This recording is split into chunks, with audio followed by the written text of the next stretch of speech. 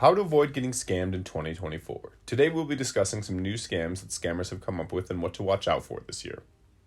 Starting out, we have a relatively new kind of scam: fake AI generated product listings. There have been all kinds of fake listings on Facebook Marketplace. For example, these fake cat chairs, which do look like an interesting product, but in reality are completely fake and generated by AI. Apparently, these types of posts are usually listed for significantly less than what would make sense, like $50. And unfortunately, there are way too many people thinking these were real. These types of scam can happen with any product now that AI is becoming more and more realistic. Knowing this, in the future, it is best to use reputable sellers and websites, along with taking the time to read reviews. App download phone scam. Moving on, we have a phone scam that involves downloading an app. How it works is you get a phone call from the scammer. They pretend to be law enforcement and say that you have some legal case against you, you're going to be arrested, or have charges pressed against you, or some other vague legal threat. Then at some point, they will direct you to download an app.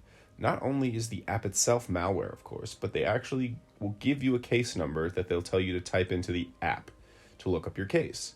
It will actually return with a legal looking document and sometimes even have the names filled in to make it look more realistic. The main point of this scam is the app itself is malware and can end up stealing your bank account details and other personal data. Another part of this app is that it can actually block incoming calls and texts so that if your bank tries to contact you about the fraud, they won't be able to reach you. So in the future, if you're getting a call trying to convince you to download an app, don't fall for it. Next up, we have an iCloud lock removal scam. This is where if your phone gets stolen and they try to sell the phone, they can try and convince you to remove the iCloud lock on that phone. Otherwise, they just have to sell it for parts. So the scam here is the part where they try and convince you to remove that iCloud lock. Some examples of what this may look like. The first thing scammers tried is to pretend to be Apple support, saying things like your phone was jailbroken and you better remove the lock because it can affect your credit somehow or your warranty on the phone. Of course, they'll try and give you instructions on how to remove it and hope you'll fall for that and take it off. In some other examples that have even been threatened, things like the phone being auctioned on the black market with all your personal information that will be cloned. These are just scare tactics. The best thing to do is simply not respond and block the numbers or ignore them. Physical mail scams. For this next one, in the age of lots of online scams, it turns out that physical mail scams are making a comeback. Research shows that people who own domains are getting targeted by mail saying that you have to pay some fake registration fee or your domain will get taken. But of course it's fake and they're just hoping someone will fall for it. This is more likely to happen to people who don't have the privacy setting on their who is information. So, if you know what that is, just make sure to use it. Moving on, we have an SAT/ACT prep material scam. This is one where scammers have been targeting the parents of high school students in a phone scam where they call the household and say that their child has purchased test prep materials for the ACT and SAT standardized tests. And they simply say, well, before we ship it, we need the payment details and ask for your email, credit card, and things like that. And of course, the parents might just think that their child is just trying to be proactive in obtaining study materials. Then they give all their info. To make it even more convincing, the scammers apparently have been using real info with actual people's names when they call, most likely stolen from some database.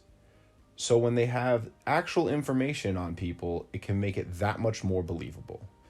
So always be diligent and suspicious if someone randomly calls you trying to get you pay for something you don't remember ordering. Jury duty scam. Another scam that has been around for a while but is becoming more popular as of late is the jury duty scam.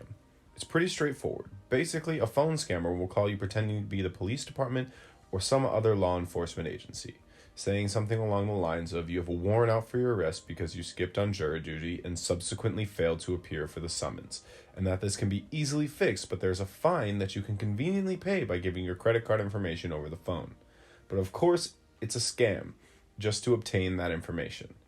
To avoid this, remember that you will never be contacted over legal dealings of this kind over the phone, and that will always be through the mail. This next one is a scam that happens at a gas station. It's called pump switching. How it works is after you're done pumping your gas, when you go to put away the nozzle, a scammer will walk up and offer to help you out by putting the gas nozzle back, or even potentially offering to pump your gas in the first place. Then they make it seem like they go to put the nozzle back, but they don't actually do it. So that eventually, when you drive away, they take the nozzle back to the pump and fill their own car. And because they didn't put the nozzle back, it didn't close the credit card transaction. So that person who drove away now ends up paying for the scammer's gas as well. To avoid this, just make sure to pump your own gas and that your transaction is finished before you drive off. Self-checkout scam. Our next scam takes place at the grocery store. You go to the self-checkout to buy your groceries, but when you get home, you find the receipt is off. You've been charged more than what you should have, and there's something on that list of items you didn't buy. Well, you just got scammed.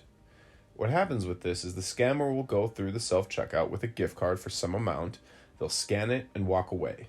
They'll wait and hope that someone will show up to that self-checkout and start scanning their items without realizing that the self-checkout process has already begun, and that you'll be paying not only for your own groceries, but for the gift card the scammer had scanned as well. To avoid this from happening to you, make sure when using self-checkout at any store that nothing else has been scanned before you begin. One-time password stealing. This one is more of a technique that might be used on any number of scams, and that is one-time password stealing. These days, a lot of services, especially banks and financial institutions, require two-factor authentication in the form of an SMS message. That way, if someone steals your password, they can't do anything without that code.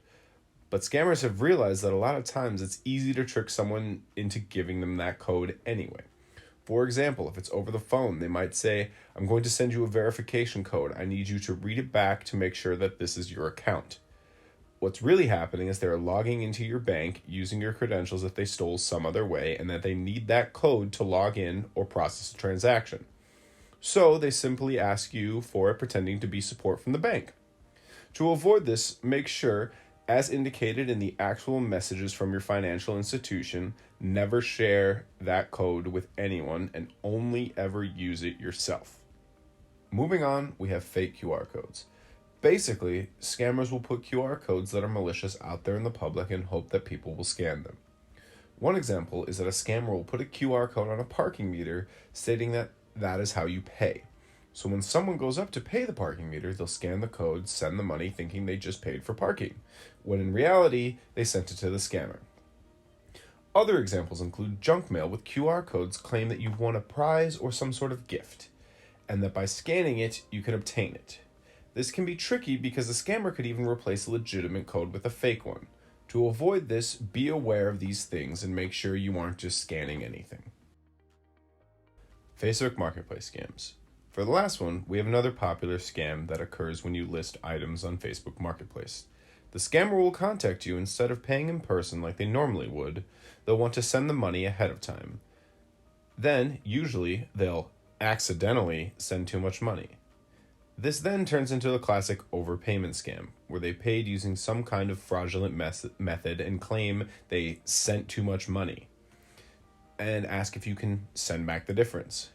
If you send the difference back, the bank will realize the first transaction was fraudulent, and they'll take back that money as well as what you sent them as the difference. The best way to avoid this is by not exchanging money until meeting in person. In some places, police departments have designated online exchange zones that will be monitored 24/7, keeping not only your money safe, but you as well. ATM scam. This next scam is unusual to say the least. The scammer will take a piece of gum or sticky candy, for example gummy bears, and shove it into the cash dispenser to keep the cash from coming out. So when unsuspecting users notice their money isn't coming out, they'll walk off and find someone to help them. That's when the scammer will sneak up and take the cash out. To avoid the scam, make sure you check the ATM for any signs of tampering from the cash dispenser to the card slot. Grandparent scam. Our next scam typically occurs during spring break. The scammer will target seniors by calling them and pretending to be their grandson or granddaughter, convincing them that they have been injured, involved in an accident, or are in jail, and that he or she is too afraid to tell their parents. The imposter will then state that they urgently need their grandparent to send a certain amount of money to get them out of jail or out of trouble. To avoid this scam from happening to you, make sure you call the grandchild's parents, siblings, or friends to confirm or deny the incident. If the call came from the, quote, lawyer, then call the lawyer's office. In conclusion, it's best to be extremely vigilant and keep an eye out for what could be suspicious or potentially fake. If you see something totally outrageous online, take some more time, research it, and make sure without a doubt it's actually real. Hopefully, by staying vigilant and taking the precautions we've discussed today, you'll be able to avoid these scams.